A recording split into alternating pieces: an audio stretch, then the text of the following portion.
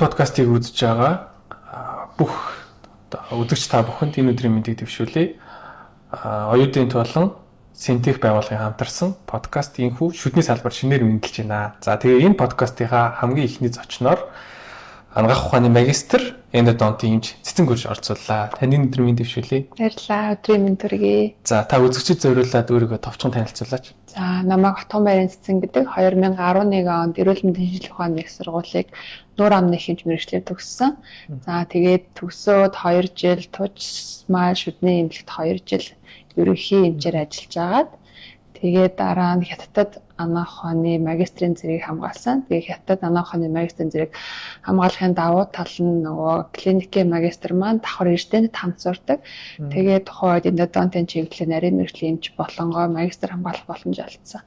Тэгээд 2016 онд Хятадд сургуулаа төгсөж ирчээд оргилдын шүдний эмнэлэгт ажиллаж байгаа. Дараа нь анагаах шинжилгээ ухааны үндэсний сургуульд багшаар ажилласан. Тэгээд 2013 оны хүртэл сургуульд гэрээт эмч болон дадагш багшаар ажиллаж байгаа. Тэгээ одоо Зэмо шүдний эмнэлэгт сувгийн эмчээр ажиллаж байгаа. Ийм ч байна. За баярлалаа. За юун түрүүнд манай одоо энэ подкастын урилгыг хүлээж аваад оролцсонд танд баярлалаа. За тэгээд за нэг юу яагдуулээ. Одоо нөгөө хэдүүлээ хоёлаа шууд ярианд орё тий. Тэгэхээр сая юу яасан тий нөгөө Хятадд сургалтад хамрагдаад ирсэн. Хятад улсад.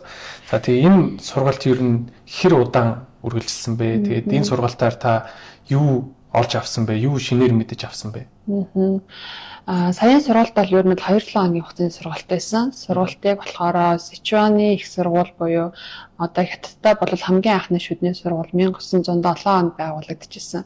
Хамгийн анхны шүдний сургуультай зохион байгуулагдсан сургалт байсан. Тэгээд сургалтын үед 2-7 хоногийн хугацаатай. Эхний 7 хоног нь болохоор KRS-ийн тухай сургалт, дараагийн 7 хоног эндогийн тухай сургалт байсан. Сургууль маань өөрөө нөгөө техник KRS болон сувгийн эмчтэй хамтдаа нэг техникт хариалагддаг. Тэгэхээр нөгөө тухайн техникээс зохион байгуулсан учраас 2-7 хоног ийм сургалтанд суугаад ирсэн байгаа. Ер нь сургалтын агуулга чиглэл нь юун дээр төвлөрч байсан бэ? Ер нь бол яг энэ сургалт маань тухайн Сичуаны их сургуулиас жил болгон зохион байгуулаад сая энэ жил дөрөвдүгээр жилийн зохион байгуулагдсан. Тэгээд яг жил болгон нэг техник зохион байгуулдаг. Түрүү жил жишээл гажигслийн техник зохион байгуулсан байсан. Энэ жил болохоор яг KRS болон эндогийн техник зохион байгуулсан. Тэгээд сургалтын гол зорилго гэх юм бол энэ маань өөрөө нэг Хятадын засгийн газар тэтгэлэхлэх сургалт. Тэгээд одоо торгоны замын улсуудыг эмчнэрийг сургалтандаа хамруулсан юм сургалт. Тэгээд ерөнхийдөө одоо нөгөө өнөөдрийн байдлаар Хятадд одоо шүдний салбар, техник технологи яаж хөгжиж байгаа вэ? За тэгээд энэ дижитал технологиг тухайн сургууль маань өөрсөндөө яаж нэвтрүүлж гин. За тэгээд өөрсдийн гаргасан ийм материалын танилцуулга гэх мэтлэн ерөнхийдөө тэр танилцуулга хийсэн тийм сургалт болсон байгаа. Тэр нь хэдэн улсаас хамрагдсан бэ? Нийт 11 улсын 20 эмч хамрагдсан. Тэр одоо 20 эмч 11 улсын 20 эмч юу тэр сургалтын үеэр одоо ингээд имжлэг хийх ч юм уу эсвэл бид нэгнтэй танилцах тийм одоо хэсэг байсан. Ер нь бинтийгээ туршлах солилцох ч байт юм уу те. Тий, ерөнхийдөө сургалт маань яаж явагдсан гэхээр өдөөс өмнө лекцтэй, өдөөс хойштой гар дадлага байдлаар сургалт гэсэн. За тэгээ лекцийг болохоор яг тухайн Сичуаны их сургуулийн багш нар маань өөрсдөө орохоос гадна нэмэлтээр Хонконгоос, Шинэ Зеландаас, Америкаас, за Сингапураас гэх маш олон зочин профессорууд иж лекцийг орсон. Гар дадлагын хувьд болохоор яг нөгөө өөрсдийнх нь докторант оюутнууд болон пост докторант оюутнууд өөрсдөө удирдаад гар дадлага хийх байдлаар явсан. За нэмэлтээр яг профессор багш нар маань болохоор өөрсдөө яг өвчтөн дээр имчилгээ хийж явах авттай шууд лайв демонстрашнээр яг сургалтанд сууж байгаа эмч нартаа үзүүлэн байдлаараас тэгж сургалтыг үзүүлсэн. Тэгээд бүх эмчнэр ирэхэд яг нэг заалан бөөндө хамтдаа суугаад ярьсан. За тэгээд яг хамгийн сургалтын сүүлийн өдөр case presentation буюу нөгөө олон улсын эмчнэр маань өөрсдийнхөө хийсэн кейсүүдийг бас бие биендээ танилцуулж тэгж презентац тавьсан байгаа. За тэгвэл яг тэр одоо тэр сүүлийн хэсгээр презентац тавьсан байж тээ. Тэгэнгუთ тэн дээр ер нь тэр сургалтанд суухаар ирсэн эмчнэр нь ямар төвшний эмчнэр байсан бэ? За ер нь бол эмчнэрийн хувьд янз бүр байсан. Гэхдээ дийлэнх эмчнэр нь яг эндодонт эмчнэр байгаа. Тэсэн сонгон эмчилгээний эмчнэр. Гэхдээ цөөхөн үед эмчнэрийн нэг 7-8 эмчнэр үлээ general dentist буюу яг ерөнхий шүдний эмчнэр байсан. За тэгээд эндодонтост эмчнэрийн хувьд бол маш мундаг эмчнэр цугласан байсан. Ерөнхийдөө тэнд одоо бусад одоо өөрийнхөө улсынхаа их сургуулиудад дандаа багшилдаг техникийн эрхлэгчин за тэгээд тухайн улсынхаа яг нөгөө нүүр амны тэр судалгаа шинжилгээний лабораторид нь ажилладаг лаборатори эрхлэгч байт юм уу ерөнхийдөө маш өндөр алтан тушаалтай маш том эмчнэр дийлэнхэн цугласан байсан. Тэр тэнд очиад айгүй олон шин содон бас юм сонсоод хараад ирсэн. Тийм, ерөнхийдөө яг өөрийгөө амар голох мэдрэмжтэй ирсэн. Одоо ингээл гадаашаа сургалтанд явгаа жоохон удсан байсан. Тэгээд яг ингээл Монголд яг өдөртөнд өөрийнхөө өвчтнийг үзэл, өдөртнийхээ мэй хийж байжгаад тэгээд яг тэнд сургалтанд очиод маш олон мундаг хүмүүстэй сураад ирсэн чинь бүр за дахиад өвчнөө сурах юм зөндөө байгаа даа гэж өөрийгөө одоо цааш нь дахиад хөгжүүлэх маш их бодолтой ирсэн юм шигсэн. Тэгээд тэндээс одоо сургалтанд сууж агаад яг ингээд нэг юу гэдэг чтэй ингээд нэг час хийсэн ч гэдэг юм те. Яг ингээд бүр толгойроо амар орсон нэг тэр сургалт гэх юм уу эсвэл тэр нэг ойлголт гэх юм уу те. Тэр мэдлэгээ хуваалцаж. Ерөнхийдөө яг одоо би нөгөө өөрөө практик дээр айгүй хүндрэлтэй сууг эмчилдэг дийлэхтэй хийдэг маш одоо нөгөө нарийнсан сууг ч юм уу дахир сууг эсвэл суугийн дахин эмчилгээг голцооны хүндрэлтэй суугтай маш их ажилладаг. Тэгээд хүндрэлтэй суугтай ажиллахад нэгт эмчээс маш их цаг хугацаа шаарддаг. Хоёрт өвчтөн ч гэсэндээ бас авдаан тэр хугацаанд амаа ангах гэж өвчтөн ч аяг хэцүү байгаад байдаг. Тэгэхээр ер нь бол яг тэр хүндрэлтэй суугийн эмчилгээг бол хятадд яг хагалгаагаар маш амархан маш сайн шийддэг болсон байсан. Одоо нөгөө шүдний сурвалжийн орой тарих ажилбарыг маш сайн хийдэг. Шүдийг аваад эргүүлэн суулгах ажилбарч байт юм уу те. Ерөнхийдөө яг эндодонт дэнч маань яг зөвхөн нөгөө амны хүндээ талаасаа шүдний хүндээ нэг шүдээс дээрээс нь сууг руу орох гээд ингээд зүтгээд авахгүйгээр өөр дараачийн гаргалгаануудыг аягуулсаа хийдэг болсон. Тэгээд ер нь бол эмчилгээний үр дүн маш өндөр шүд бол барагтаа авагддаггүй болсон байгаа. Тэгээд тэр нь надад маш гой санагдчихсэн. Тэгээд энэ салбарын чиглэл рүүгээ бас манай эндодонт эмчнэр за бас эндодонт дээр нэмхэн мэдслийнхэн дулгуур эдийнхэн бас энэ салбар дээр хамтарч ажиллаад энэ чиглэлээ Монголд хөгжүүлэх бас зүгээр санагдсан. За ингээд сонсгоор бас гой сонсогдож байна л да тийм ингээд очиад шинэлэг сонсоод ирсэн ингээд тэгэн гут яг одоо манай энэ юу бас аюу олон залуучууд үзэх бах тийм очиод ер нь тэр сурах тэр сургалтын орчин гадаа байгаа орчин тэр одоо сургуулийн орчин ч гэдэг юм уу тий тэр мөр талаар хуваалцаж тэр талаар. За сургууль маань бол өөрөө ер нь бол хятаддаа яг шүднийхэн сургалтаар номер 1-т ордог сургууль. За тий тэрний араас болохоор Бээжингийн их сургууль, тэгээ 3 дугаарт нь Шанхайгийн Жавдон гэдэг их сургууль ордог. Ер нь бол Бээжингийн сургуультай 1-2-т оролцоод ингэж явдаг. За тэгээ сургуулийн өөрийнх нь гол зорилго бол одоо бүр дэлхийн топ руу одоо зүтгэж байгаа сургууль юм билээ. Тэгээд яг ранкинг харах юм бол яг шүдний салбарт бол эхний дэлхийн топ 30 сургуулийн нэгд бол ордог тийм сургууль байсан. Тэгээд сургалтын баазын хувьд бол үнэхээр маш гоё. Би ч одоо хятад оюутан байсан үед манд бараг 10 жилийн өмнө болчиход байна шүү дээ. Тэгэхээр тэр үеэс бол хятад бүр маш өндөр хөгжсөн байлээ. Одоо яг KRS эндодонтын техник гэхэд нийт 72 креслтэй байлаа гэж бодоход 72 кресл нь бүгдээрээ хажуудаа микроскоптой, эндомотортой, сууглан буддаг машинтай. За тэгээд суугийн урт хэмжигчтэй, тэгээд дээр нэг ультрасоник аппараттай. Тэгээд тэр 72 кресль нь яаж хуваагддаг гэхээр undergraduate буюу оюутнуудад, postgraduate буюу резидентуудад, за тэгээд эмчнэр нь бас нөгөө junior, senior гэж хоёр удаад ингээд 4 хэсэгт хуваагдаад бүх ерөөсөө undergraduate оюутнууд хүртэл эндомотороор ингээд ажиллаж суугаад төгсдөг.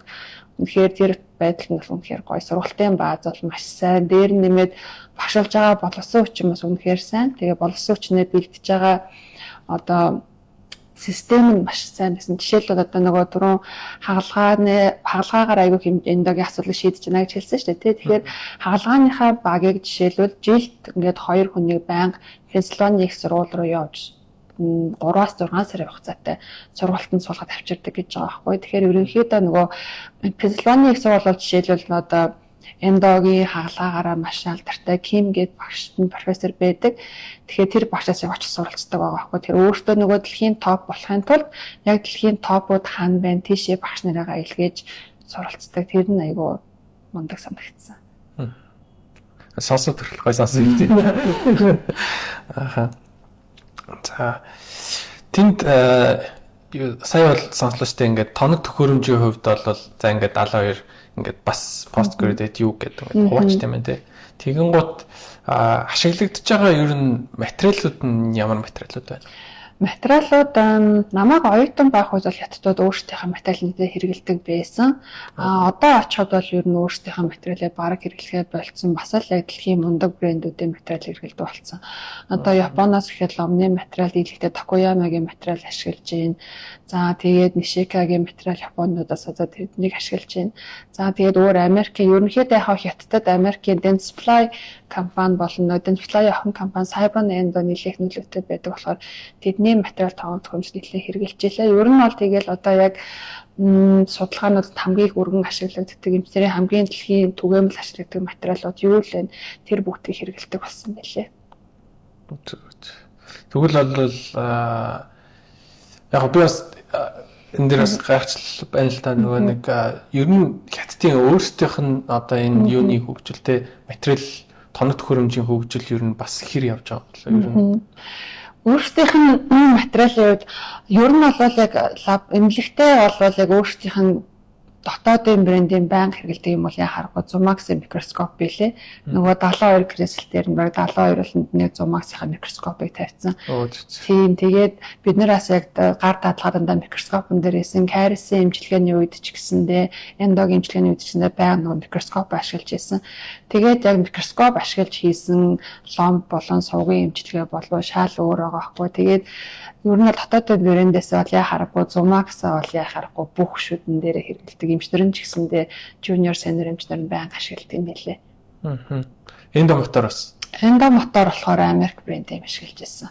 Тийм гэхдээ ер нь бол дийлэнхтэй л Америк болон Япон брэнд юм их ашигладаг юм билээ. За би бас гайхал юм л да. Яг бүх оюутнууд бүгдээрээ юун дээр ажилласан гэж тэ нөгөө микроскопоор ажилласан гэдэг ч тэ. Тэгээд тэгэхээр микроскопоор хийхээр шал өөр ялгаатай гэж тэгж тэ. Тэгэн гот яг энд бас ингээл бүх эмчилэл суг эмчилэл хийдэг байгаа шүү дээ. Тэгэн гот ингээл магадгүй бодож магадгүй бах. Одоо миний толгойчсан бодогч тэ. Ингээл нөгөө файлаар ажиллаад ингээл мэдэрдэг шүү дээ тэ. Сайн мэдрэл суугаар ингээл за яг ингээд нэг би сайн мэдгүй шүү. Гэхдээ ингээд 4-5 жил ч юм уу орчин болохоор ингээд мэдэрдэг болсон шүү дээ. За энэ за энэ сувг тулчлаа. Ч юм уу энэ тийм их мэдэрдэг болдоо тэ. Тэгээ тэрийг ингээл би өөрөөс ингээд харж байхад ингээд бэлэгтэй болохгүй наа гэх нэг бэлэг байж textтэй туаас ингээд тэгэл за одоо яг болж ин гэлтэй тэгэл нэг зургийг авч хараад ингээд хийгээд байдаг. Тэгэн гот тэрүүгээр ингээд айгуу сайн мэрэгшээд одоо сайн болсон эмчнэр бас байгаа те нэг талаас нөгөө талаас яг ингээд Монголын нөгөө шүдний хөгжил гэх юм уу те салбарын хөгжлийг бодохоор бас энэ нөгөө рентген гэдэг зүйл маань орж ирээд бас бүр тийм удаан тогтцсон бас биш те нэг одоо 20-30 жил ч юм уу бас болоод тогтцсон биш. Энэ бол одоо нэг 5-6 жилийн өмнөөс л одоо эмнэлэг болгоно рентгентэй байдаг те нэг шүдний рентген те бол те бас ер нь бол одоо ч бас эмнэлгүүд бас нэг шүдний рентген хэрэгжилж байгаа эмнэлгүүд бас зарим зүйлийг хэрэгжилж байгаа хөө те. Тэгээд яг энэ дээр юм микроскоп хор ажиллах болон зүгээр тэр юугаар рентген зураг аваад гараараа ингээд хийх юм ялгааг нь та бүр нэг гоё тайлбарлаж өгөөч төхөө. Ямар яг ялгаа байгаад ямар нууц байгаад байна те. Цаавчлаа нэрийг санахгүй байна. Гэхдээ маш мундаг эндодонтист юм чинь яг хэлсэн үг гэдэг баггүй юу? Чи юу харж ийн тэрийг л эмчилж чадна гэдэг үг гэдэг. Тэгэхээр одоо бид нар хэдийгээр ингээд сувгийн эмчилгээг бид нар хэрэг микроскопгүй хийх юм бол биднэрт харагдахгүй шүү дээ. Яг үнэхээр тэр 4-5 жил магадгүй 10 жил сувгийн эмчилгээ хийж тэр хүний гарт орж за тэгж яашаа байна да гэсэн мэдрэмжийн төвч хийж эхэлдэг те. Гэтэл микроскоп маань яаж юм гэхээр яг тэр бидний хаана хүрэхэд ямар мэдрэмж төрөд байгаа бид нэр тэр юмыг яг боддоор харуулж өгч байгаа. Жишээлбэл одоо нөгөө сурвалжийн хэлбэрч гүйцээг өшөд байлаа гэхэд бүр яг сувгийн орой биднэрт харагдаж байгаа гэсэн үг байхгүй. Тэгэхээр бид нэ сувгийн оройгоо харж нэг чинь тэрийг ломботоход зай завсаргуу яаж ломбцгийг тэгвэрт харах боломжтой болчихно гэсэн үг. Тэгэхээр яг микроскоп дээр яг харж агаад хийсэн юмд хүн итгэлтэй байдаг. Тэгээд харж хийгээд рентген зураг аваад тарахад ба шалгав. Тэгээд рентген зураг гэж ярьсан дээр бас одоо нөгөө бид нар бол одоо пери апикал рентген зураг авч जैन те. За эмнэлгүүд CBCT нэлээд олон эмнэлгүүд CBCT гэдэг болчихлоо. За тэгсэн чинь сая Сичуаны их сургууль дээр юу байсан гэхээр Радиологийн тэхэм байгаа. Радиологийн тэхэм дээр нь дахиад MRI хийдэг, шүтэн дээр MRI хийдэг. За тэгээд эхо бас хийдэг. За MRI юунд хэрэгжилж гин гэсэн чинь шүдний зөвлцийг өрөвссөн байна уу, өрөвсөөгүй байна уу гэдгийг ялгадаг. Шүдэн дээр MRI зураг аваад энэ шүдний зөвлц нь эрүүл юм байна зүгээр л омтчих. Энэ шүдний зөвлц нь нэг тэр хэмжээнд өрөвссөн байна. Зөвлцийг тайрчих, зөвлцийг бүр авчиг гэдэг MRI зураг авч хаач шийддэг. За тийм гол бас эхогоо 90-ийн үеийн онцлогонд хийж 90-ийн үеийг яг нөгөө ангаагаад хааж явах үед нь эхогоор яг үйл ажиллагаатай зургийн эхогоор бичлэг хийчихнэ гэсэн. Тэгэхээр яг 90-ийн үеийн хаана ямар асуудал байгаа бас эхогоор нарийн оншилдог. Тэгэхээр яг нөгөө дүүс онцлогооны тэхм нь зөвхөн төгс тэнд ажиллаж байгаа эмчнэр нь яг зөвхөн шүдний эмчнэр бас биш. Яг нөгөө хүний хэмжээр төгсөөд тэгээд радиологоор мэргэжсэн нарийн бэрхшээлийн эмчнэр хүртэл тэн дээр MRI энэ хийгээ сууж байгаа юм. Тэр таныг сонсч тэр ямар амар азарчсан би гэж бодож байна. Би арай өөр очиод мундаг ингээд цаг үнэтэйг хууль нийлүүлж ашаад мундаг сурдаг эмчнэр зөндөл байгаа л да. Гэхдээ миний хувьд бас үнэхээр шинэ юм маш олон байсан. За тэгвэл ер нь зүгээр таны бодлоо шүү тий зүгээр л ерөнхийдөө энэ тэнд ингээд тийм материалууд одоо тоног төхөөрөмжүүд ашиглагдж байна гэж байна. Тэгэн гууд энэ дээр одоо Монгол ер нь хэр тэрний араас явж байгаа хэр Монгол улсын одоо тий тэр тоног төхөөрөмжийн хөгжил гэх юм уу тий. Ерөнхийдөө нөө шүдний салбар нь хувийн салбар учраас ерөнхийдөө Монгол улсад одоо бусад салбаруудыг ботход маш сайн өндөр хөгжсөн гэж бол би боддог. Гэхдээ яа харахгүй нөгөө нэг миний зүгээр анзаарж байгаа шүү. Нөгөө төлбөр одоо хангалттай сайн авч чаддаг хөгжүүлэх боломжтой байгаа салбаруудаа эмнэлгүүд маань арай хөгжүүлээд байгаа. Жишээлбэл одоо имплант бол Монголд маш сайн хөгжсөн байна тий. За дээр нь нэмээд одоо нөгөө краун болон винирүүд маш сайн хөгжсөн байна. Гажиг цэцлийн эмчилгээнүүд маш гоё хийгдэж байна тий. Гэтэл сувгийн эмчилгээ бол Монголд маш бага үнээр хийгддэг шүү дээ. Одоо жишээл Хятадаас болов сая би үнийг харьцуулсан 4 дахин хямдхан байлаа. Хятадаас 4 дахин хямдхан. Тэгэхээр бид нар Хятадаас 4 дахин хямдхан үнээр сувгийн эмчилгээ хийж байгаа мөртлөө тэр хэмжээнд яг тэр нөгөө тоон төхөөрөмжүүдийг аваад тэр материалуудыг аваад эмнэлэг дээр хийхэд бол ерөнхийдөө маш хэцүү. Ер нь бол олон эмнэлгийн дараа нар хэлдэг сувгийн эмчилгээгээр бол угаасаа эмнэлэг хийж ашиг олдоггүй. Энэ бол яхаа зүгээр одоо нөгөө хүмүүстэй одоо нөгөө урсгал эмчилгээ гэж ярьдаг шүү дээ. Эмчилгээ зэрэг орсон орлогын буцаа зардлага гарч идэх эмчилгээ байгаа. Тэгэхээр ерөнхийдөө Монголд хэрэгжилж байгаа материалууд нь яг маш сайн материал хэрэгжилж байгаа боловч бид нэр энээсээ дахиад сайжруулъя гэхээр гол нь биднэрт нөгөө эмчилгээнээс олж байгаа орлого маань тэр зардлаа дийлэхгүй болчиход байгаа учраас яг ингээд үнэтэй материал хэрэглэж байгаа асуудалтай байгаад байдаг. Санал нийлж байна. Тэгээд яг таны ингээл яриаг сонсохоор өргөжлүүлээд яг асуултууд бас ингээд ургаал гарч ирж байна л та. Тэр нь юу гэхээр сувгийн эмчилгээ үнэн яалч юу хямд байгаа тий. Яг ингээд юу хийгээл ингээл таардаг гэдэг чинь. Тэгмээд энэ сувгийн эмчилгээг тэгвэл яаж энэ имплант шиг ч юм уу тий. Ийм аюу сайн хөгжүүлэх вэ таны бодлоор? Сая би нөгөө манай найзаас Австралид шүдний сувилагчаар ажиллаж байгаа сая хэсэг Монгол дээрээ бүтсэн аахгүй. Тэгээ асуухад Австралид сувгийн дахин эмчилгээ хэдэн төгрөөр хийж байна гэж асуусан чинь импланттай адилхан сувгийн дахин эмчилгээ хийхэд төлбөр нь бүрээсний мөнгө нь ороод $3,000 үнээр хийдэг гэж байгаа аахгүй. Тэгэхээр хүн тэгвэл яагаад тэр хүн шүдэ ахуулаад имплант хийлэхгүй заавал рэндэ хийх гээд байгаа гэдгсэн чинь ерөнхийдөө нөгөө хүнд өөртөө сонголтыг өгдөг гинэ. Та өөрийнхөө шүдэг аваад үлдвэл $3,000 ахуулаад оронд нь имплант хийх $3,000 та алийг сонгох вэ гэд. Тэгээ угаасаа процедурын хувьд аль аль нэг адилхан ингээ ажил процедур байгаа шүү дээ. Адилхан тэр хүн яг өөрийнхөө шүдтэй болон тэр шүдээ заажлан тий. Тэгэхээр энэ хоёр бол ингээд яг үнэлэгдэх одоо үнэлгээний хувьд тэр хүний цаашдаа идэлгээний хувьд яг адилхан зүйл учраас адилхан үнээр үнэлж байгаа байхгүй. Гэтэл яг Монголын хувьд яг тэгж үнэлэе гэхэд бол яг хэцүүлтэй яагаад гэвэл те нэгдүгээр Монголд нөгөө өвчлөл маш их байдаг те. Ерөнхийдөө сувгийн эмчилгээ хийлгэж үзээгүй амандаа сувгийн эмчилгээ шүтдэг хүн бол маш ховор те. Тэгэхээр тэр болгонд ингээл нэг хүн багтаа нэг сувгийн эмчилгээ байлаа гэж бодоод тэр болгонд ингээл имплантын даны мөнгө төлөөтэй нэхэд ерөнхийдөө хүмүүсийн сэтгэлгээнд бол яг тийм мөнгө төлөх хэмжээнд биш байгаа тань л та. Тэгэхээр миний бодлоор яг нэгдүгээрт би ер нь яг хүмүүсийнхаа амны хүнд эрүүл ахуйн байдал дээр анхаарад тэгээ хүмүүс одоо цоорлог маш сайн эмчилгээ, зүдэн цоорл багтаа болоод ирэхийн цагт цоорлын хүндрэл буюу совгийн эмчилгээ хийгдэх тохиолдол маань цөөрөөд ирнэ. Тэгээд цөөрөөд ирсэн тохиолдолд тэр эмчилгээ маань арай үнцэнтэй болж ирэх болов гэж би зүгээр дотроо боддог. Тэгвэл асуулын юм байна. Тийм. Яг одоо бол өвчл ийм өндөр байгаа нөхцөлд угаасаа манай монголчуудын амьдралын түвшин ямар илээ те. Хин за Австралийн $3,000 болъё гэхэд те. Хятад ч одоо Монголд сувгийн дахин эмчилгээ одоо хийхэд за хямд эмнэлгүүд нь бараг 200,000 цангтай байгаах гэж бодож байна. Үдэнүүд нь яг 7-800,000 байдаг ах гэж бодож байна. Тэгэхээр тэр хэмжээний мөнгө төлөхөд ч хүмүүс хүндрэлтэй хүмүүс байгаа шүү дээ. Тэгэхээр одоо тэр хүмүүсийг эмчлэхгүй байлтай байна шүү дээ. Мөнгө байхгүй юм чинь ингээд шүдэ эмчлэхүүд хайж болохгүй шүү дээ. Тэгэхээр тэгэл яа харахгүй одоо өнөөхөө амьдралын түвшинд тааруулаад тэгэл эмнэлгүүд маань бас харьцангуй бас үнэхээр боломжийнхаа хэмжээнд сувгийн эмчилгээндээ маш сайн материал хэрэглэдэг л гэж боддог монголчуудаа бол. За тэгээд санал нийт юм л байна.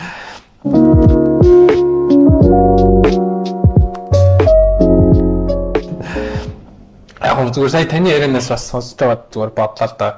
Манай салбар ер нь ингээд нөгөө угаасаа цоорл сувгийн эмчилгээ чинь хямд байгаад байна шүү дээ. Ер нь бол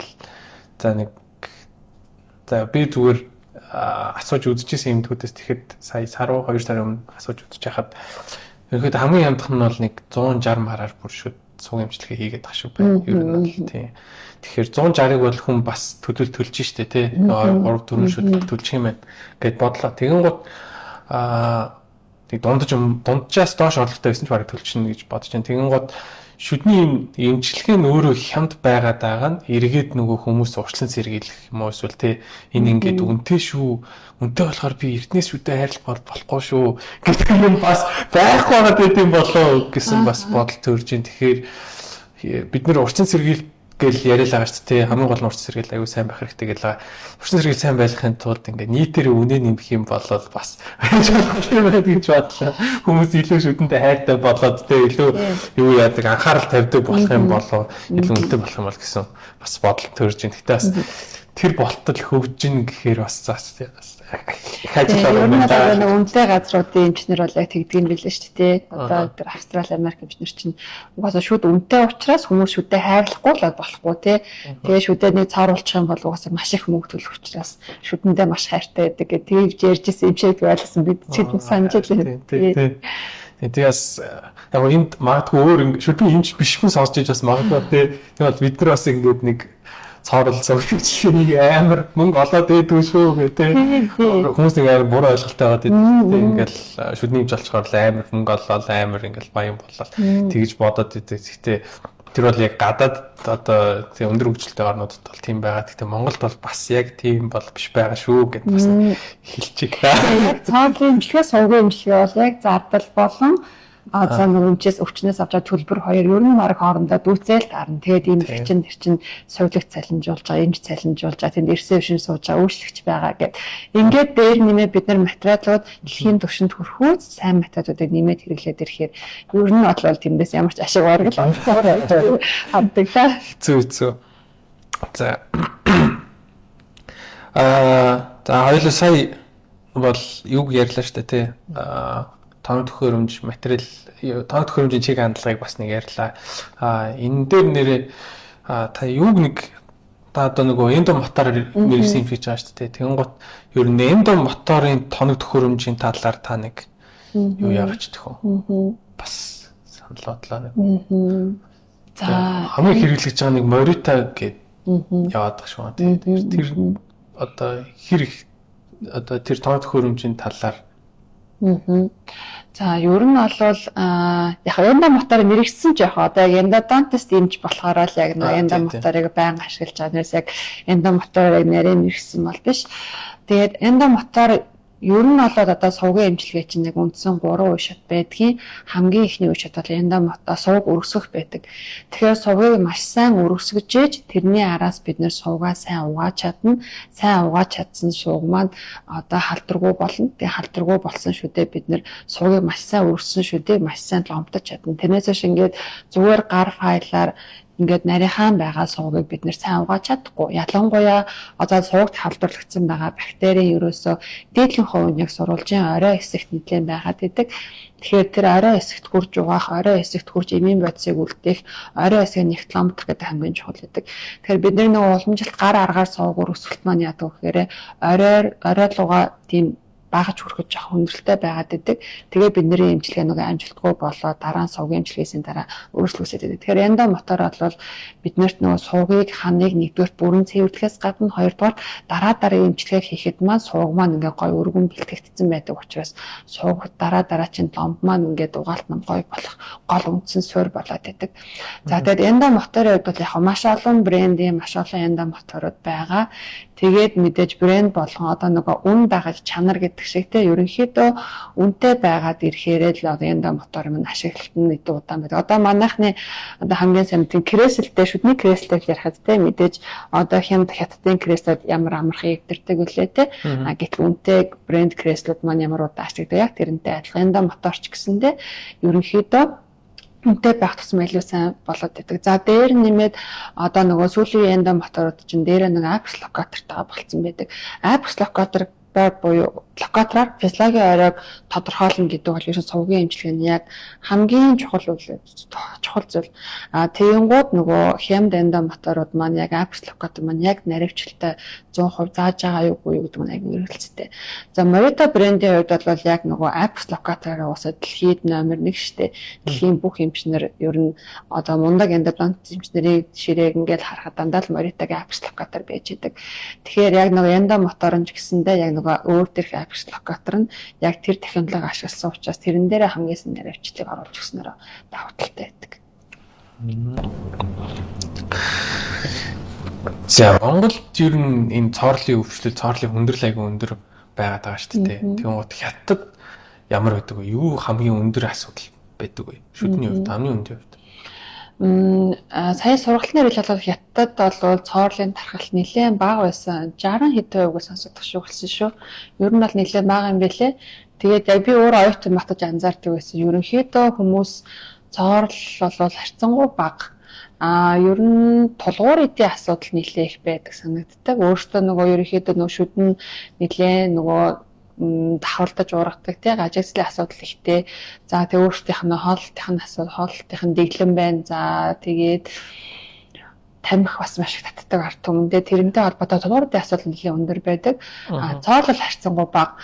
Харин тулгуурынхаа асуудлаас үүдсэн за нөгөө гажийнхаа асуудлаас үүдсэн буруу зултаас үүдсэн ч гэдэм үү тэр талаас нөгөө бүтэн шүдний сувгийн эмчилгээнд орох тиймэрхүү асуудал нэлээд их харагддаг. Ер нь тэр одоо юу байгаа ч тийм тэр өвчлөл гэх юм одоо тэр асуудлынхаа эсрэг өвчлөн сэргийлэх ер нь ямар арга аргачлал систем явж ийн хятад. За яг миний яг нөгөө суусан техник очиж сая байсан техник маань болохоор яг Caris-ийн техник байгаа. Тэдний болохоор Caris менежментийг бол маш сайн хийд юм билээ. Одоо бид нар бол Caris менежментийг ерөнхийдөө манай эмчнараас арай бага хийдэм болоо да гэж би анзаарсан. Одоо жишээл миний хувьд бол би яг эндавар мэрэгшгээс өмнө Caris бол омддог байсан. Гэхдээ би зөв Caris л омддог байснаас би хизээч Caris менежмент хийж аваагүй юм байна гэдгийг өөртөө анзаарж байгаа байхгүй. Тэгээ Caris менежмент гэдэг нь юу юм бэ гэхээр зүгээр л тэр хүний өвчлсөн байгаа цоорлыг нь өнгөц дунд гүн цоорл гэж онцлол ингээл омдоод явуулах бол ерөөсөө биш. Тэр хүний шүд яагаад цоороод байгаа юм? Тэр хүн өдөр шүдээ хэдэн удаа угаадгийг ямар хоолны дэглэмтэй, амьдралын төвшин ямар ээ. Тэгэхээр энэ хүн тааруулаад бид нэр ямар сургалтыг хийх үү? Хэдэн сарын хугацаанд давтан заавал үзэх үү? Тэгээд нөгөө зөндөө олон өрцөн сэрэг төрөлхүүд байна те нөгөө сафрад буюу silver diamond fluoride байна. За натрийн фторид байна. За гэх мэтлэн фтор төрөлхүүдийг яг ямар шүдэнд нь хэдэн удаа ямар татамжтайгаар төрөх үү? За тэгээд дээр нэмээд нөгөө өвчтнийг идэвхжүүлэх гэж бид нар монголоор ярьдаг штеп. Тухайн хүнийг одоо хяналтандаа яаж шүд угаалтанд хянах уу? Тэр тал дээр аягүй сайн байдаг. Жишээлбэл одоо яг тэр Caris-ийн техникээр одоо нэг цоорлын эрсдэл өндөртэй хүмүүсийг тусад нь ингээ групп бодгоод авцсан. Тэгээд тэр хүмүүс дээр эрэхт нь амны хүндийг нөө pH-ын тодорхойлдог тест хийж байгаа байхгүй. Тэгээд pH нь хэрвээ бага байх юм бол энэ хүн ерөнхийдөө шүдээ муу угааж байгаа юм байна гэж үзээд шүд угаалт дээр нийтлэх ажилтдаг ч юм уу те. Иймэрхүү байдлаар эхний ээлжинд шууд нөгөө цоорсон шүдэд ломдох гэхээсээ илүү дахиж нөгөө нэг шүдийг нэмж цоорлохгүй байх арга хэмжээг авчаад тэгээ шүдэнд одоо нэмж цоорохгүй юм байна гэснийхаа дараа нөгөө цоорлох шүдэд ломддог. А тэр болтол яах вэ гэхээр тухайн нөгөө цоорсон шүд байгаад тахт чинь тэр шүдэндээ зүгээр сафройдоо түрхээд тэгээд байнгын шүдэнд хүртэл сафройд түрхтэй юм лээ. Одоо тэр ихтэй ганц хятадтай ч шүү дээ. Нөгөө Шинэ Зеланд багш ирээд профессор маань ирээд лекц уншиж хаад Шинэ Зеландд хүртэл байнгын шүдэнд хүртэл сафройд түрхдэг. Тэгээд тэр хүн цоорлоо зогсоод ирснийхаа дараа сафройдтай шүдээ яах вэ? Глаз аномерын цементээр ломддог. За тэгээд глаз аномерын цементтэй яваад тэгээд амны хүндээ эрүүл хон үнэхээр сайн болоод pH нь тогтворжоод ирэх цагт нь зүгээр яг композит резинээр ломддог ч юм уу. Тиймэрхүү байдлаар cash management-ийн асуудал бол надад маш шинэлэг байсан. Тэгэхээр яг тэр талаараас манай Монгол эмчнэр эмнэлгүүд бас ажиллаж өгөрсөн гэсэн. Одоо бас харьцангуй нөгөө хүүхдийнхаа яг шүдний эрүүл хот санаа зовдөг ээж авнаар зөндөө болчлаа шүү дээ тий. Тэгэхээр яг тэгээд хүүхдийг нэмэлтийн хяналтанд аваад тэр pH-ийг тодорхойлоод яг тэр нэг схемийн дагуу cash management хийгээд явбал бас эмнэлгүүдэд зүгээр юм болоо гэж бодгдсон.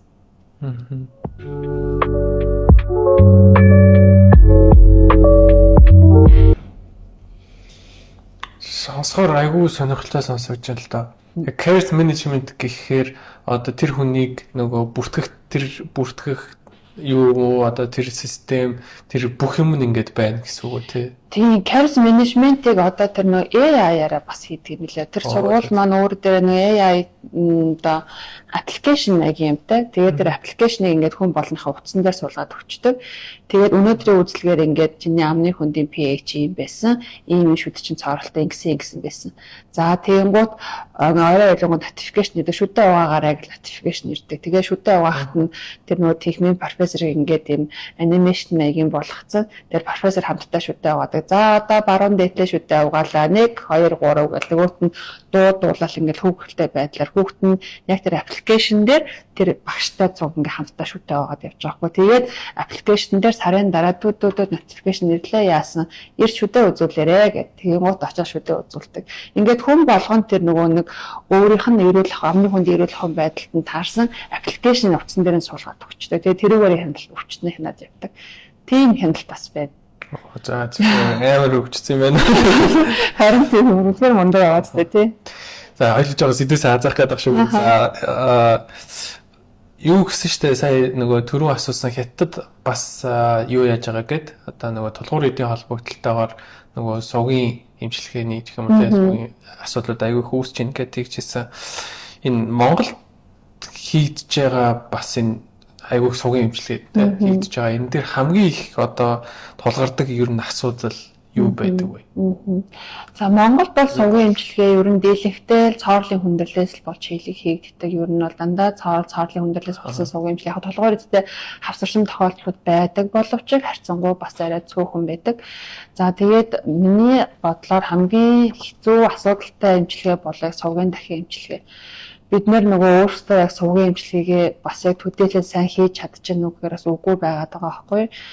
Тэгээд бид нэр сайн хийж чадахгүй байгаа учраас биднэрт нөгөө сугийн дахин эмчилгээг шаардлага маш их гарч ирээд байгаа гэсэн. Тэгэхээр анханасаа нөгөө сугийн эмчилгээг хийхдээ бид нэр тоног төхөөрөмж яг зөв дараалалаар нь яг бүх тоног төхөөрөмжөд ашиглаад зөв хийчих юм бол уг нь энdoгийн асуудал гарах нь харьцангуй бага. Сугийн дахин эмчилгээг шаардлага харьцангуй бага гараад ирнэ.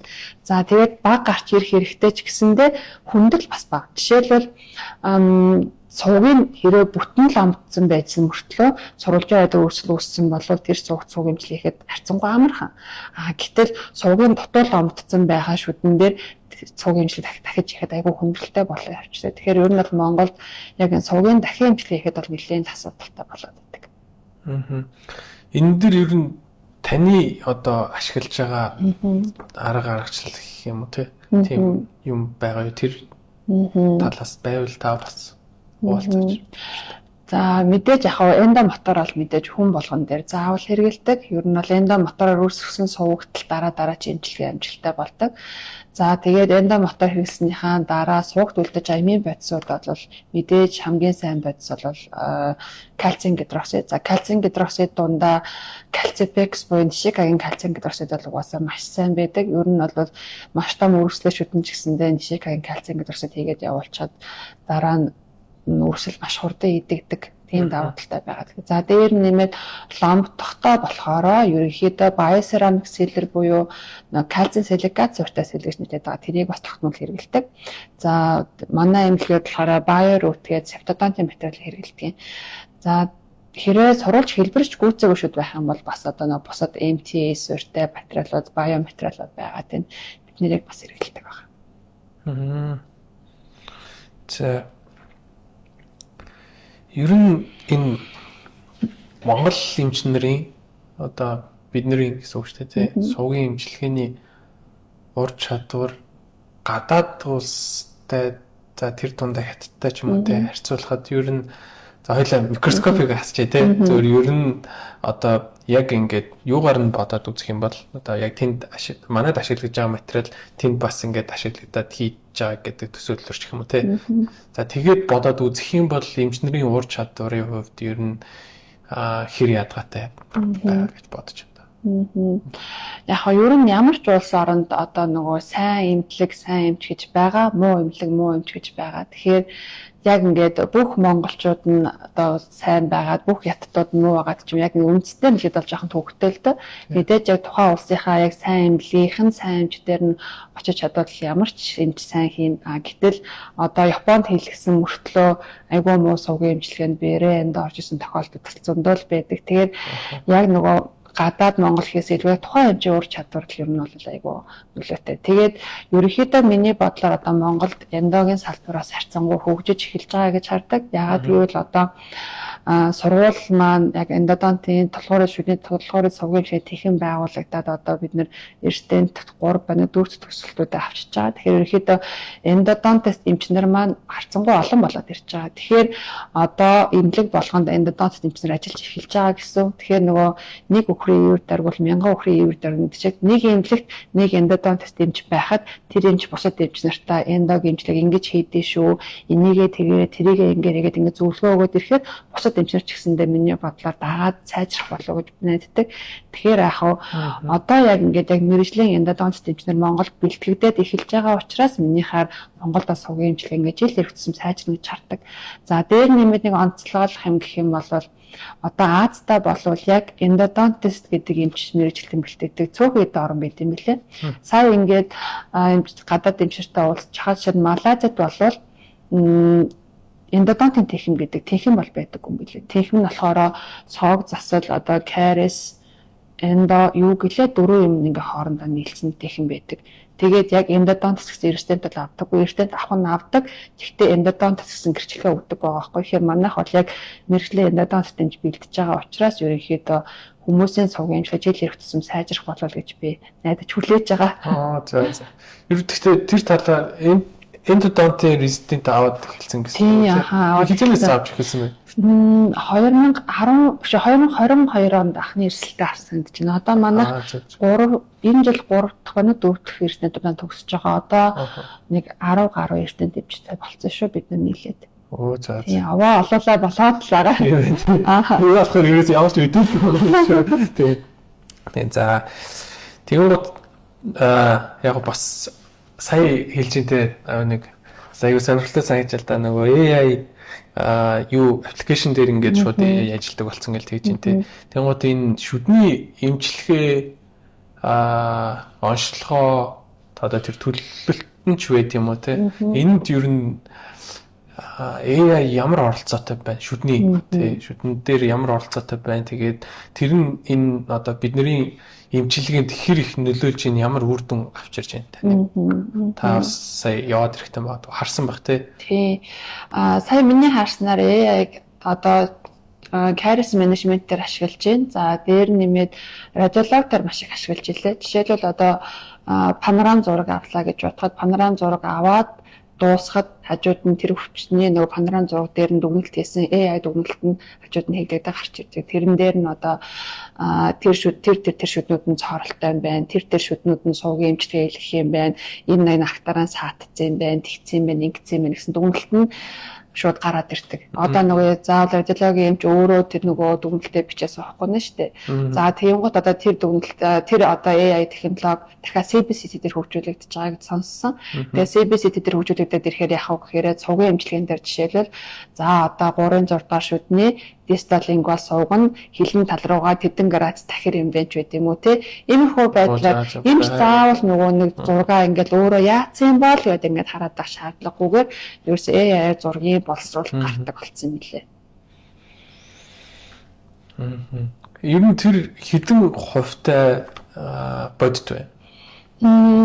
Ер нь бол хөгжүүлсэн багш нар бол тэрэндээ айгүй ихтэй л байт юм билээ. Ер нь бол өөрөөсөө бид нар бол 90-95% наривчлалтай гаргаж байгаа. Бараг хичээс илүү юм шүү те. Тийм 95% бол наривчлалтай гаргаж байгаа. Гэхдээ яг нөгөө алдаа юм дээр гарч болохоор зураг авах техник дээр гарч болно гэдэг чинь. Зураг авч байхдаа нөгөө өвчтөн хөдөлсөн ч юм уу эсвэл буруу байрлсан ч юм уу иймэрхүү байдал дээр зураг авах техник дээр алдаа гарсан бол дүгнэлт жоохон алдаатай гарч болно. Гэхдээ мэдээж эмч одоо тэр дүгнэлтийг уншаад гадна яг эмчлэж байгаа тухайн шүдээ мэдээж зургаа дахиж давтаж харна шүү дээ. Мэдээж тэр дүгнэлтэн 100% итгэхгүй.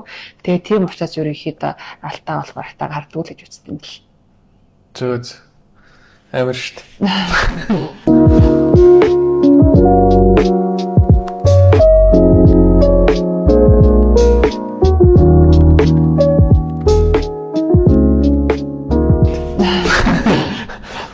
Одоо тэгээ ингэж бодсон. За одоо хятад ингээ хөгжсөн байгаа юм шиг Япон солонгос бүрстэй бодоо олгож байгаа хтаа гэж хараад байгаа тий.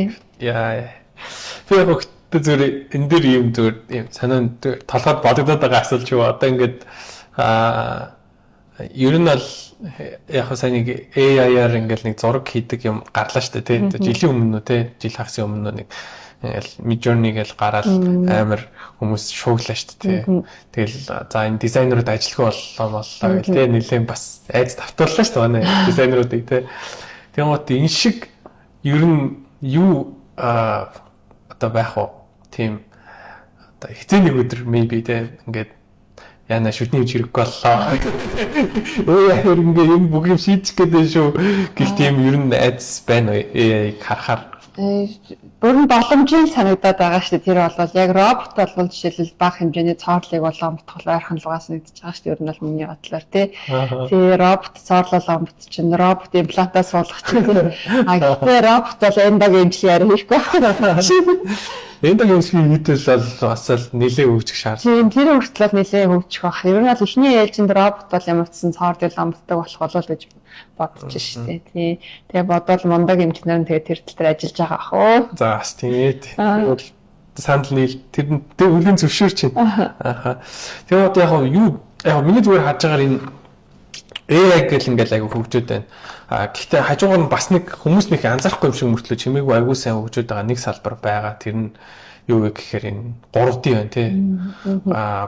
Ингээ 3D принтер бол одоо бүх юмыг тий машиныг принтерлж байна. Бүх ингээд юм шийд үйлдвэрлэж байна. Одоо юун дээр ч гэсэн шүдний салбар ч гэсэн айгу сайн хөгжиж байна. Одоо 3D-гээр зураг оруулаад бүх юм ингээд хийгдэх болсон байна тий. Тэгээ энэ салбарын энэ талын одоо 3D талын юм ер нь хэр хөгжсөн юм шиг танд харагдав.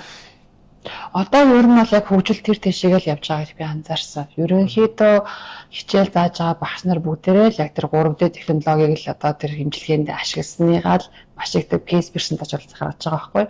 Тэгэхээр яг миний мэргэжлийн одоо энда дээр 3D яаж ашиглаж байна гэхээр сувгийн амсар олдохгүй шүү гэдэг те. Жишээлбэл сувгийн амсар нь бүр ягаад ч олдохгүй битүүрсэн ингээд олдохгүй шүднүүд байгаад байдаг. Гэтэл яаж юм гэхээр тийм шүдэн дээр CBCT аваад CBCT-н дээрээ боловсруулалт хийгээд CAD камер чиг одоо 3D чиг хийвдээд гаргаад ирж байгаа гэсэн.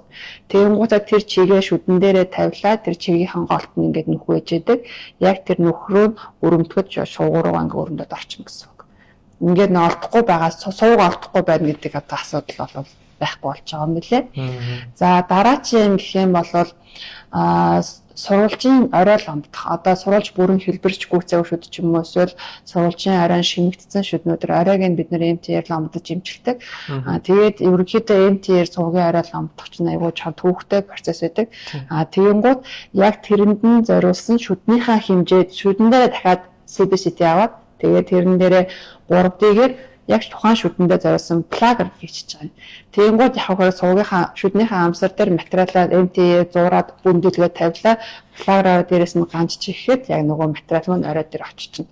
Тэгээд гэх мэтчлэн багжаа хүртэл яг нөгөө CAD камера 3D-гээр хийгээд байгаа байхгүй. Тэгээд тэр технологиудаа ер нь бол маш сайн хэрэгэлдэг юм байлээ ер нь бол. Би тэр плагерыг нэг харж ирсэн юм аа тэгээ гайхаад байсан байхгүй энэ яг плагер чинь бол юу үстэй те нөгөө артлаас нь халааж агаад тэр биш нөгөө нэг зүгээр сувгийн чигждэг ломбыг оройлон чигждэг багзаар багч. За сараа. Тийм. За 3D дээр бол тийм байна те. Тэгвэл Монголд ер нь энэ таны саяны яриад байгаа энэ технологи те одоо хоёулын яриад байгаа AI 3D энэ ер нь хэр нэвтэрж ийн гэж та бодож байна. Одоо имплант болон цогцлын салбарт бол маш сайн нэвтэрж явах шиг байна. Би хараад байгаа. Яг миний салбараас холлохоор би яг ямар хуу төвшөнд явж байгааг нь л хийж мэдэхгүй байна. Гэхдээ ерөнхийдөө маш их ашигладаг болоо. Одоо хийв гэхэд бараг авах болоо. Дандаа л нөгөө 3D сканер хийдэг болчих тээ. Яг манай эндогийн хувьд бол одоохондоо бол огт хийхгүй байна. Ер нь хийж байгаа газар байхгүй байгаа. Тэгэхээр ядаж одоо нөгөө бидний одоо эмнэлгүүдээс над руу айгүй их нөгөө асуудалтай хүндрэлтэй шүднүүд явуулдаг. Тэгээд нэг асуудал нь юу вэ гэхээр нөө сувгыг олохгүй байна гэж явуулдаг байхгүй. Тэгэхээр хэрвээ эмнэлэг дээрээ одоо CAD CAM-тай эмнэлгүүд зөндөө болчлаа. За өөр дээрээ CAD CAM байдгүй юм гэхэд зөвхөн CAD CAM-тай лаборатори зөндөө болчлаа шүү дээ тий. Тэр өвчтнийхээ CBCT-г аваад тэгээ CAD CAM-тай лаборатори руу чигийг ингээд хийлгчих юм бол одоо өөрөө шууд тэр нөгөө олохгүй байгаас өөрөө өрөмдөд очиж боломжтой болчихж байгаа байхгүй. Тийм тэгэхээр яг Монгол бас хөгжүүл боломжтой байх гэж бодож байна. Гэхдээ яг энэ чиглэлээр нь яг очиод хөгжүүлъя гэдэг хийдэг хүмүүсээс нарийн сураад тий. Яг тэр хөргөлн нөгөө нэг компьютер дээрээ тэр чигийг 3D-гээр загварчлах нь айгүй чухал шүү дээ тий. Тэр багжийг бас 3D-гээр яаж загварчилж ийгөө тий загварчилдаг нэг хүнтэй болчвол бас салбараа бас нэг жоохон хөгжчихээр байгаас нь байна шүү дээ. Тэгээд яг гоо сайн үг тань ярианаас ингээл зүгээр асуулт ургаж гарч ирж байгаа шүү. Энэ нэг юу вэ шүү дээ тий. Би зүгээр таас төрсөн асуултаа шууд асууж гэж бодлоо. Тэр нь энэ нөгөө нэг файл хуулах нэг асуудал байна шүү дээ. Шүдэн дотор файл хуулдаг. Гэтэл одоо энэ файл чинь ингээд нарийнхнаас эхлээд бүднэн рүү ингээд чи зөвөрлөл ордог. Тэгэнгუთ тэр нарийнхан файлаа бас яг зүгээр ер нь би нөгөө нэг хэд эмнэлэгт ажиллаж үзчихсэн зүгээр туршлагаасаа л бодож байгаа. Тэгэнгუთ файл чи өөр амар үнэтэй багж байгаа шүү дээ тий. Дийлэх эмнэлгийн хувьд гэж би зүгээр бодож байна. Ер нь файл их хэмжээгээр аавна гэдэг чинь бас жоохон хүндрэлтэй байдаг. Тэгэнгუთ энэ дээр бас ингээд нэг файл аль болох одоо ингээд нэг олон хүн дээр гэх юм уу тий. Ингээд одоо багжны хэмнэлт гэх юм уу да тий. Тэрийг ингээд нэг ашиглачий гэж бодож идэг. Гэтэл нөгөө нарийнхан файлууд маань ингээд орж байгаа хугарчдаг тий. Тэгэхээр хугарчингууд нэг авах гэдэг нэг зовлон тий. Тэгэнгუთ хэмчигээд нэг жоохон ашиглах бас нэг зовлон тий. Тэгэхээр энэ дэр та нэг өөрөө санаа хэлээч. Тэгэхээр ер нь файлыг ямар хэмжээнд болчлоо гэвэл за энэ ёстой энэ файлыг хаяа ч юм уу тий. Эсвэл үнэхээр болохоо ажиллаа гэж бодох юм. Тэгээ хугалчлаа гэвэл одоо яах юм тий.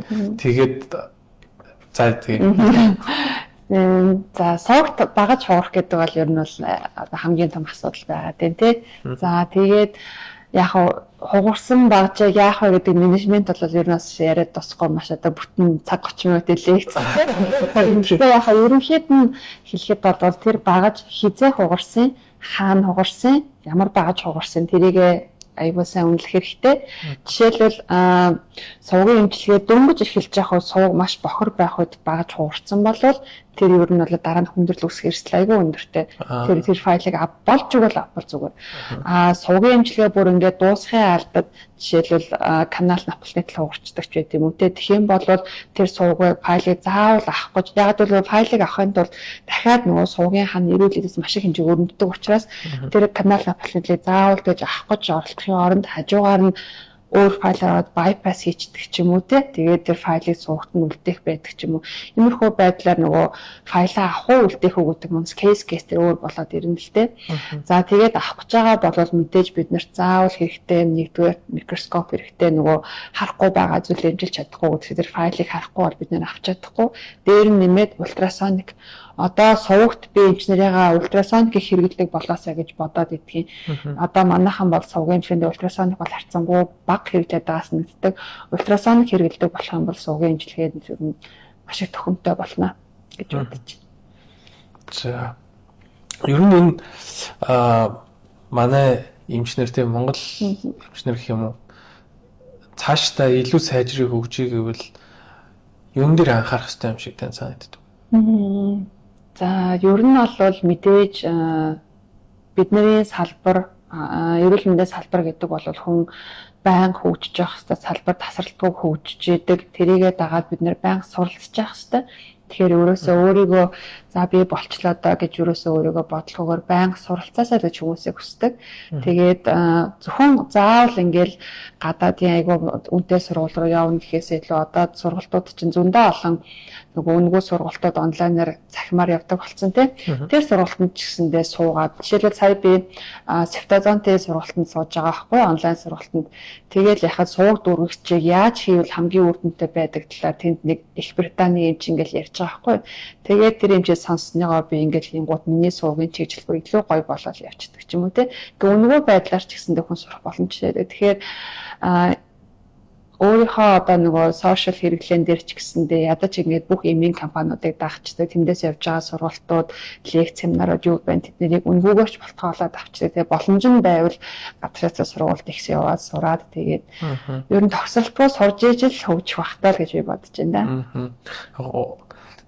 Тэгэл таны санааг бадах юм бол ингэж ойлгож байна. Ер нь юу гэхээсээ илүү одоо ингээл нөгөө те биднэрт нэг юм одоо тэр хятад олон тооны төхөөрөмж ийм ингээд зөндөө ялгаатай байна гэл ингээд шалтгаан юм уу шалтгаан хэлээд байхаасаа илүү өөртөөхөө боломжинд тулгуурлаад хөгжих ямар боломж болцоод тэр хэмжээгээ ингээд тулсан ашиглаад хөгжөөчэй л гэсэн ерөнхий санааг бол та хэлчихвэл гэж би бол хараад. За тэгвэл яг энэ ингээд маань ингэж хөгжих юм байна гэж ярьж байна. Тэгэн гот хятад яг та хоёлаа энэ подкаст бас эхлэхийн өмнө хэлжсэн санааг хэлье гэж бодож нөгөө кейс уралдаан хийдэг гэж тэгсэн шүү дээ. Тэгэн гот Монголд бас тэр ер нь хэр байх боломжтой вэ? Тэр нэг кейс уралдаан ер нь яаж зохиогдож юу болсон талаар нэг. Хятадд яг нөгөө эмнэлгүүд болон их сургуулиудын эмнэлгүүдийн хооронд жил болгон кейс репортын уралдаан болдог. Өөрөөр хэлбэл нөгөө тухайн эмчнэр өөртөөхөө хийсэн кейсүүдийг хэвлүүлээд тэгээд тэр кейсүүдийг хооронд нь уралдуулад хамгийн шилдэг кейсийг шалгаруулдаг. За тэгэнгუутаа хамгийн шилдгээр шалгарсан кейсээ дэлхийн бас кейс репортын уралдаан гэж болдог. Тэр кейс репортын уралдаан руу явуулдаг. Сая нөгөө миний сая сургалтын цусан сургууль болохоор яг тэр хятадын кейс репортын уралдаандаа сүүлийн 5 жил төрүүлсэн юм билээ. Тэгээд тэрнийхээ сүүлийн 3 жилд нь болохоор нөгөө дэлхийд 2-т тэгээд 1-т нөгөөх нь бас 2-т гэсэн баха. Тэгж байр эзэлжсэн тийм сургууль байгаа байхгүй. Тэгэхээр зөвхөн гадаад руу гэлтгүй бид нар ч гэсэндээ дотроо маш олон мундаг эмчнэр байгаа тий. Тэгээд тэр мундаг эмчнэр нь өөртөөхөө хийсэн кейсийн зургийг аваад одоо микроскоп ашигладаг бол ялангуяа илүү зураг авахд илүү гоё болцсон тий. Тэгэхээр зургийг аваад өөртөө манай дотоодын сэтгүүлүүд ч гэсэн зөндөө олон нийтлүүд авдаг шүү дээ. Тэгэхээр нийтлүүд нь бас кейс репортын булантай болоод эхэлсэн байдаг манай сэтгүүлүүд. Тэгэхээр тэр кейс репортын буланд өөрсдийнхөө кейс репортыг хэвлүүлээд за тэгээ жилд хэдэн хурал бас болдог хурлуудаа өөрсдөө кейс репортыг ам болон ханы ихтгэл байдлаар хэвлүүлж болж байна. Тэгээ сая түрүү онд миний харсан нөгөө шүдний мэргэжлийн холбооноос бас нөгөө шилдэг эмчнэр шалгаруулсан шүү дээ. Тэр шилдэг эмчнэр шалгаруулалтан дээр яг эмчнэр өөрсдийнхөө кейс репортыг явуулаад тэр кейс репортоос тухайн нөгөө салбарх зөвлөлийн холбоод нь шилдэг кейсийг шалгаруулад тэгээ тэр эмчийг шалгаруулсан баггүй. Тэгэхээр яг шүдний мэргэжлийн холбоо маань энийгээ цааш нь улам одоо илүү олон хүн түгээсэн байдлаа боловсронгуй болгоод тэгээ тэрэндээ бас илүү олон эмчнийг хамрагдуулсан байдлаас хийвэл хүмүүсийн ажиллаа хийх бас сонирхол нь бас нэмэгдэх болов гэж бодож байна. Илүү өөрийнхөө хийсэн ажилдаа урам зориг аваад те. Энэ дээр нэмэгдээд бас нөгөө кейс репорт хийхин тулд чинь нөгөө 3 сарын дараа 6 сарын дараа давтаа үзлэг гэдэг юм бас хийгээд тэрнийхэн зургийг авсан байдаг. Тэгэхээр бид нар эргээгээд нөгөө хүний 3 сарын дараа 6 сарын дараа ханаад эмчилгээ маань сайн болсон байх юм бол ажиллах урам зориг ч гэсэн илүү сайн авна шүү дээ тий. Тэгэхээр энэ талаар кейс репорт хийвэл зүгээрээ санагдсан. Би юуг бол нөгөө нэг ерөөсөө сонсч байгаа нөгөө нэг Монголын нөгөө шүдний холбоо гэсэн ерөнхий кейс репорт авдаг юм байна шүү дээ. Наа чинь бол өстой бас гоё мэдээлэл шүү дээ. Ер нь бас эмтнэр энэ талаар сайн мэддэг болов мэддэг болов тий. Би бол ерөөсөө сайн сонсож байгаагүй юм. Тэгэхээр би бас яг энэ подкастаар бас уриалмаар л байна л да тий. Аюу сайн эмчнэр зөндөө байдаг чинь нөгөө маяг л явж идэг тий. Тэгэхээр энэ зүйлийг илүү хөгжүүлэхийн тулд тий магадгүй хувь нэмрээ өөрийгөө бас хувь нэмрээ оруулж ин гэж бодоод тий кейс репортод өөрийнхөө юуг бол явуулаарэ тий чи бас амар их боломж гэх юм уу тий өөрийгөө харуулах одоо бусдтай өөрийгөө хуваалцах бас тий тийм сайхан боломж юм байна гэж харлаа шүү.